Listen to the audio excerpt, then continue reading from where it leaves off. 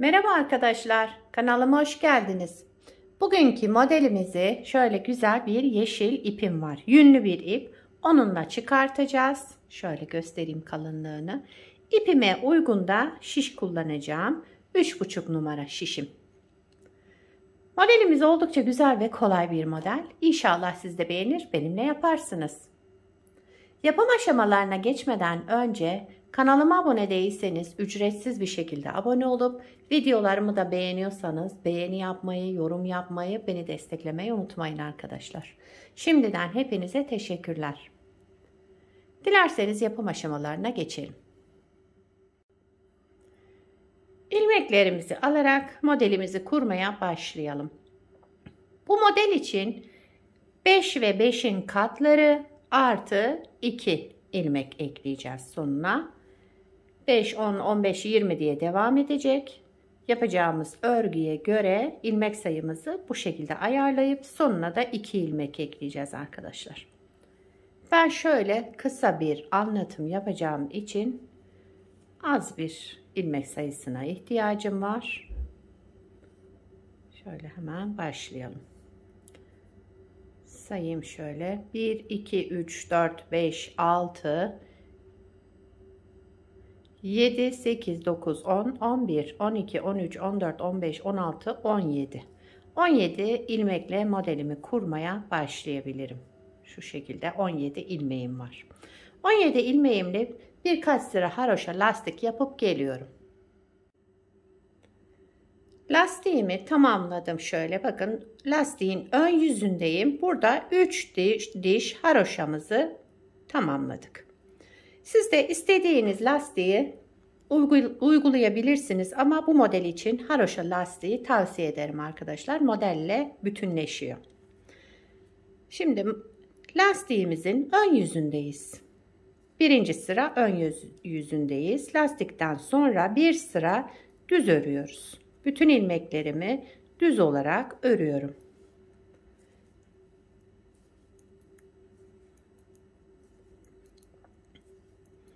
Şu şekilde ilmeklerimin hepsini düz olarak ördüm. Kenar ilmeğimi de ördüm. Arka yüzüne geçtik.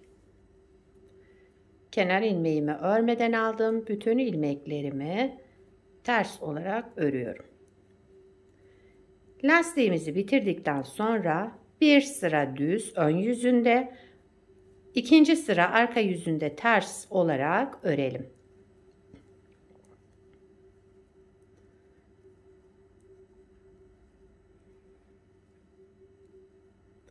Kenar ilmeğimi de ördüm.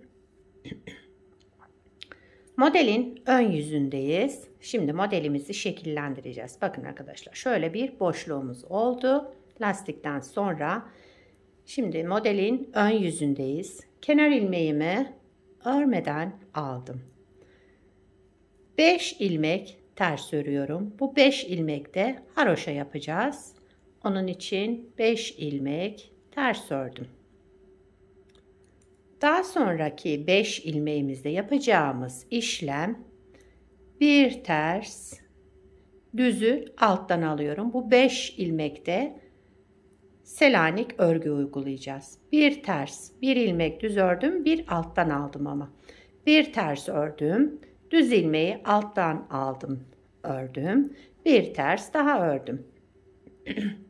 Burada 5 ilmekte de bu işlemi uyguladım. Bir ters ilmek, bir düz ilmek ama alttan alarak düzlerimizi. Bir ters, bir düz, bir ters olarak Selanik yapacağımız 5 ilmeğimizi de bu şekilde ayarladık. Tekrar 5 ters ilmek. Haroşa yapacağız bu 5 ters ilmekli yerde.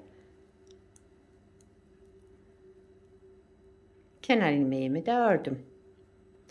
Şöyle bir görüntümüz oldu. Modelin arka yüzündeyiz.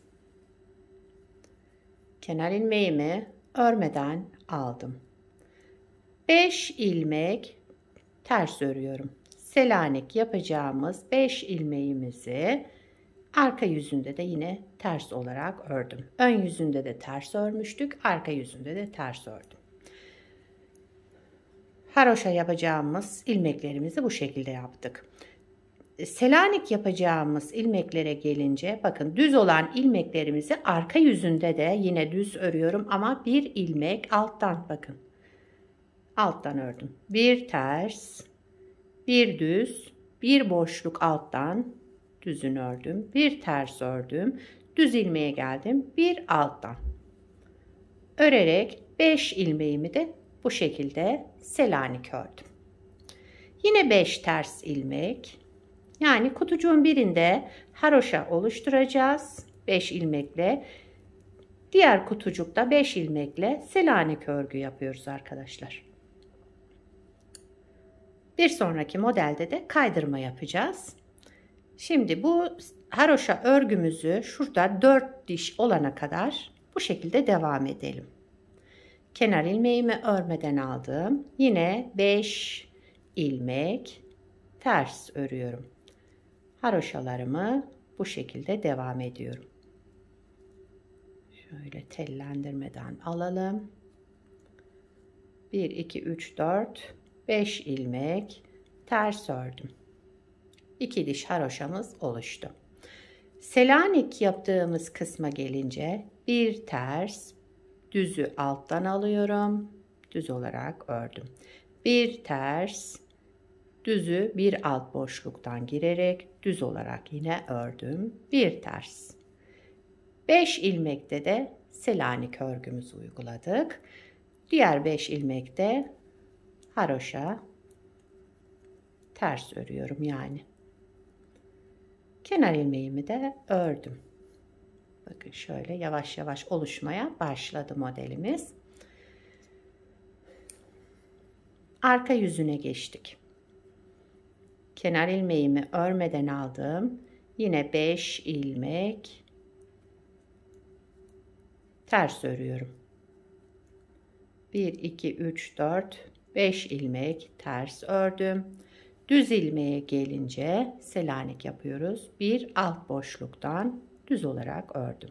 Tersi normal ördüm. Düz ilmeği bir alt boşluktan ördüm. Tersi normal ördüm. Düz ilmeği bir alt boşluktan ördüm. 5 ilmek Selanik yaptık. 5 ilmek ters. Haroşa yaptığımız yeri tamamladık. Kenar ilmeğimi de ördüm. Evet, modelin ön yüzündeyiz. Arkadaşlar gösterdiğim gibi burada 4 diş haroşa oluşana kadar aynı işlemi yapıyoruz.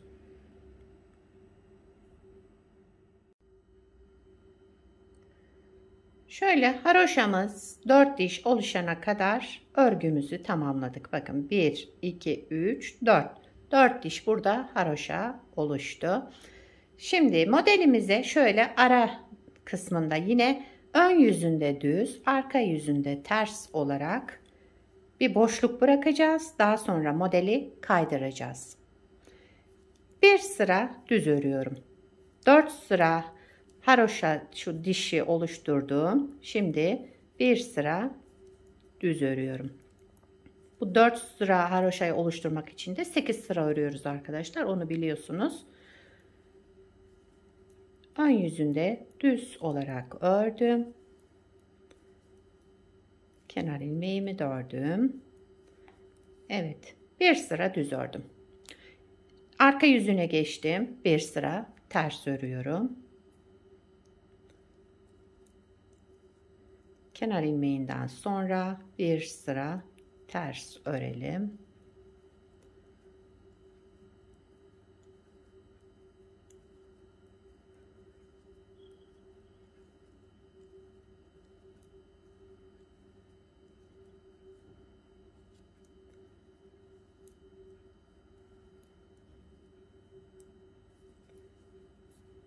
Evet.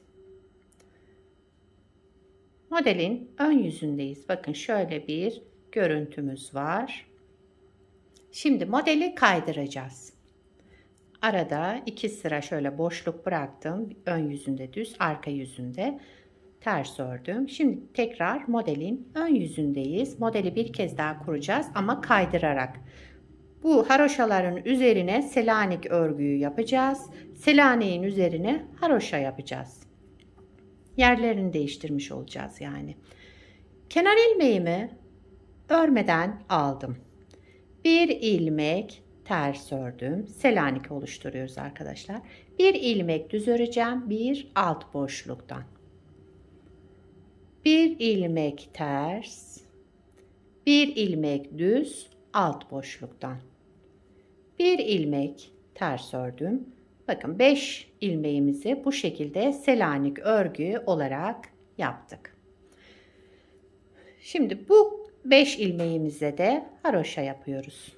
Yani ters öreceğim. Ön yüzünde de ters, arka yüzünde yine ters örerek 5 ilmekle haroşamı yaptım.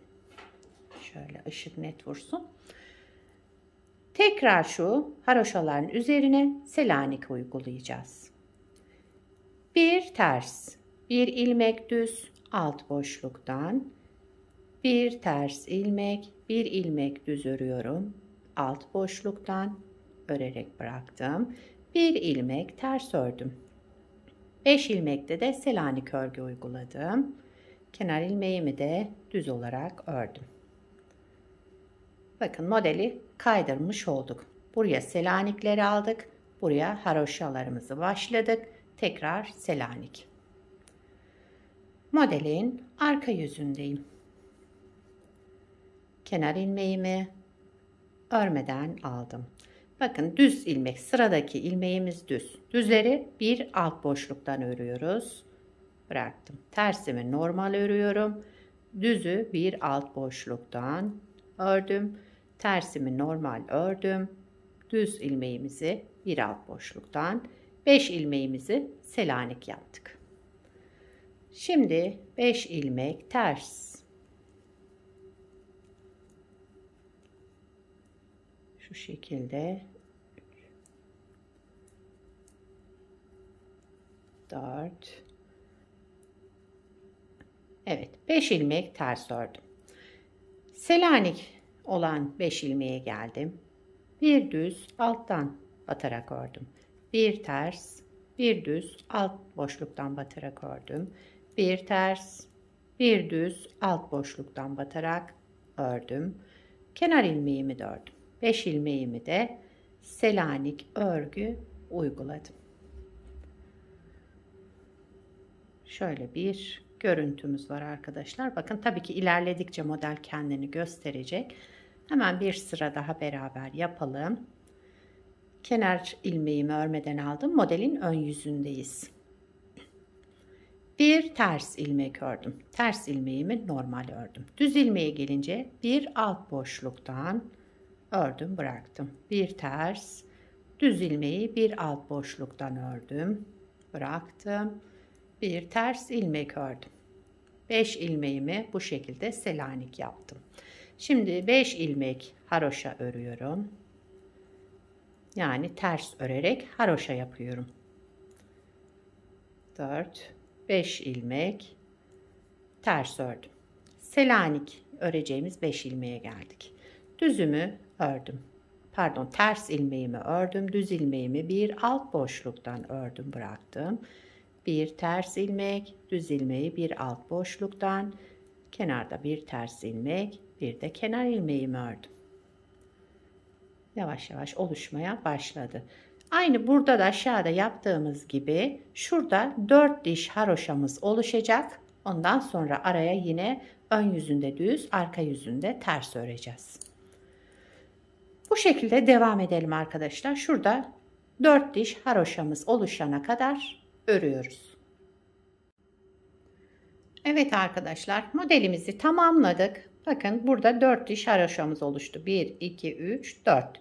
Yani 8 sıra örmüş olduk. İkinci modeli de bu şekilde böyle kaydırarak tamamladık. Şimdi bir daha model kurmak için önce ön yüzünde düz, arka yüzünde ters öreceğim. Şurada yaptığımız boşluklar gibi. Daha sonra bu Selanik'in üzerine haroşalarımızı yapacağız. Haroşaların üzerine Selanik uygulayacağız. Şu 5'er ilmekte çalışıyoruz. Buraya yine haroşa. Modeli ilk başta kurduğumuz gibi burada da aynı şekilde devam edeceğiz. Modelimiz böyle arkadaşlar. Bakın arka yüzünde de şöyle bir görüntümüz oldu. Bir de daha önce şöyle bir parça yapmıştım. Onu göstereyim. Bu da modelin ilerlemiş hali. Bunu beraber yaptık şöyle. Lastiği bakın haroşa yapın dememin sebebi bu. Şöyle modelin devamıymış gibi görünüyor. Ama bir ters bir düz lastik de yapabilirsiniz. Yani zevk size kalmış. Şöyle göstereyim. Evet. Modelimizin arka yüzü. Kenar ilmeklerimiz şöyle çıkıyor.